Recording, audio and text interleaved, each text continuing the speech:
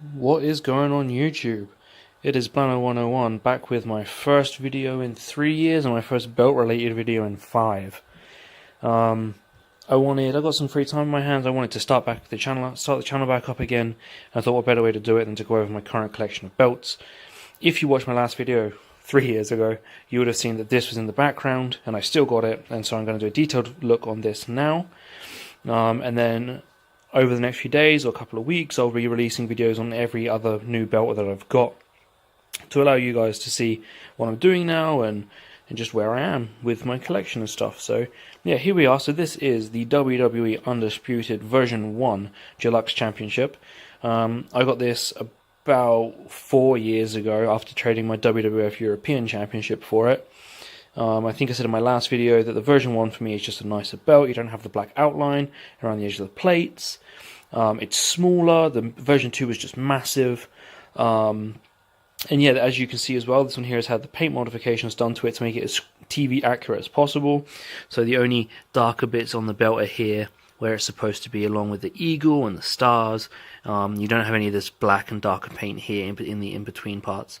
So I'm just going to go over this from one side to another, and then show you some other bits, qualities of the belt, and then that will be it for this video, and I'll move on to the next one. So we'll start off with your usual standard 2x8.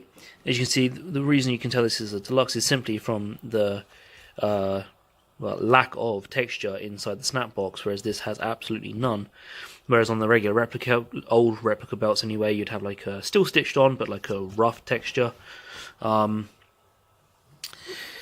Yeah, as you can see, it's just completely smooth. There is no texture on it at all. We're moving on to the first side plate. These are all very simple. Like I say, it's all been stripped down. This would normally be painted black and I believe white, and then the red swoosh, obviously. This is just the standard, not ultra deluxe, just deluxe. So your 2mm plates.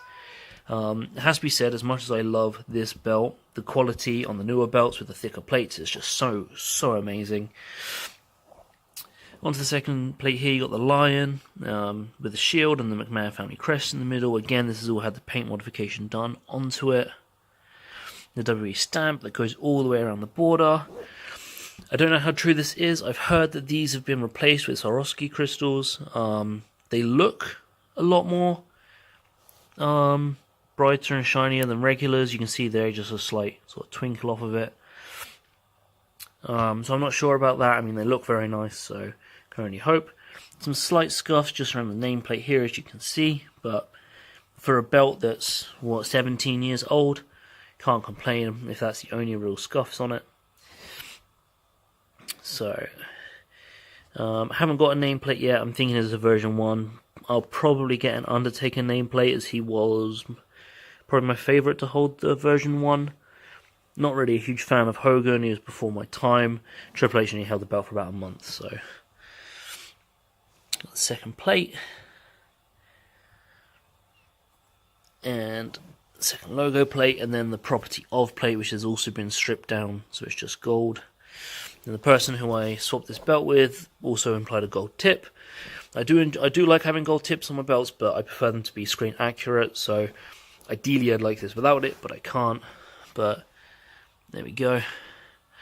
So just quickly show you the back as well. So this is another way you can tell this belt is a replica, as again, you don't have the same textures on the back as what you have on a regular replica with like the rough texture. This is just a completely smooth texture.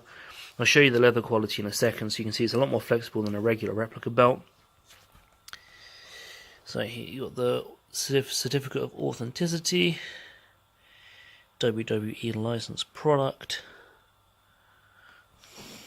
and the logo there. So yeah, I'll be back. I'll just show you just briefly here as well. The belt does just fold up on itself. There's no resistance rate trying to move at all. I'll be back in just a second with a bit more detail on the belt. So yeah guys, as you can see, this is a lot smaller in terms of width and just general size to a version 2. I know the camera angle isn't the best, I hope you can still see what I'm doing. You can see here a little bit better in the lighting, just the detail on the paint removal job. And then I'll just show you here very quickly, as per usual. You just see everything here just kind of drips down a lot nicer, whereas on a normal replica you're looking at the looking at the place being sort of like out here, just kind of very covered up, not covered up, sorry, just very stiff and rigid. Tails as well by the side, everything just kind of flops down, just works very nice, it looks very nice, and it just really does just droop. So yeah, that is my very quick overview, hopefully quick overview, of the Undisputed version 1 replica belt. Very nice belt. Trying to find one of these now. I've not seen one around unless I've been looking on trading pages on Facebook and such. So very hard to get hold of. I'm very glad I took some advice from Hazard F5 on taking this over the WWF European. Definitely one that's going to stay in my collection.